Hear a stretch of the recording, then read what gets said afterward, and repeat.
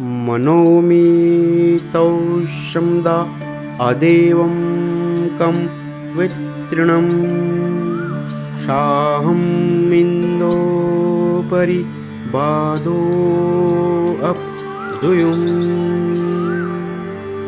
हे सोमरूपी परमात्मा, हमारे संबंध में सनातन मित्रता का ध्यान रखो।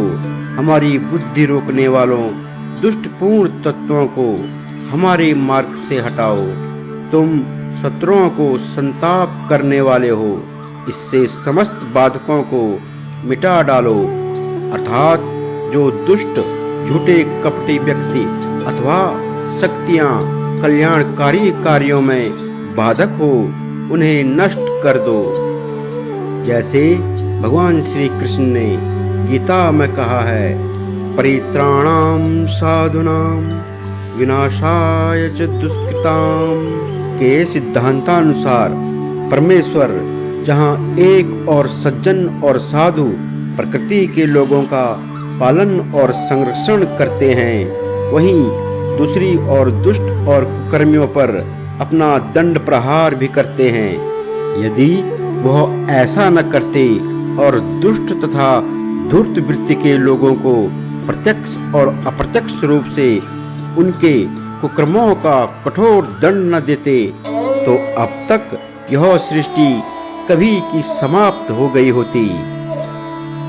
अन्यायी, अत्याचारी, निर्दयी, स्वार्थी व्यक्ति परमात्मा के अस्तित्व को भूलकर अपनी क्षणिक शक्ति के मद में उन्मत्त होकर दूसरों के साथ दुर्व्यवहार करता है।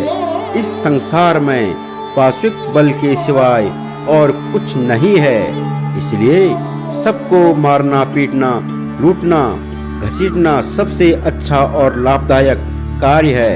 पर देर सवेर एक दिन ऐसा आता है कि अपने कृत्यों का परिणाम भोगना ही पड़ता है और पश्चाताप की अग्नि में जलना पड़ता है। भक्तजनों, इतिहास को उठाकर उसके पन्नों पर दृष्टि डालें तो उससे स्पष्ट विदित होगा कि संसार में जितने भी बड़े छोटे अन्यायी अत्याचारी हुए हैं, उन सब का अंतिम परिणाम कठिन और शोकपूर्ण ही हुआ है। इसके विपरीत साधु और सज्जन व्यक्ति कष्ट सहकर भी कल्याणकारी स्थिति को प्राप्त हुए हैं। यदि उनके और परमात्मा के मार्ग में दुष्टों से संघर्ष करते हुए भी प्राणों की बलि देनी पड़ी, तो भी वे अंतिम समय तक पूर्ण शांति और भगवान की कृपा का अनुभव करते रहे हैं और बाद में संसार में उनकी प्रशंसा भी की जाती है।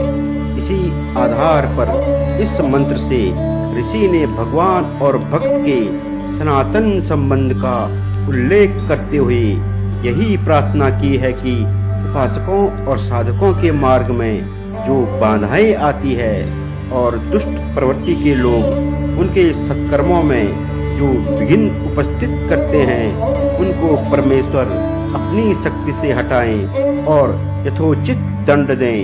भगवान सदा सज्जनों की रक्षा करते हैं और यही ध्रुव सत्य है।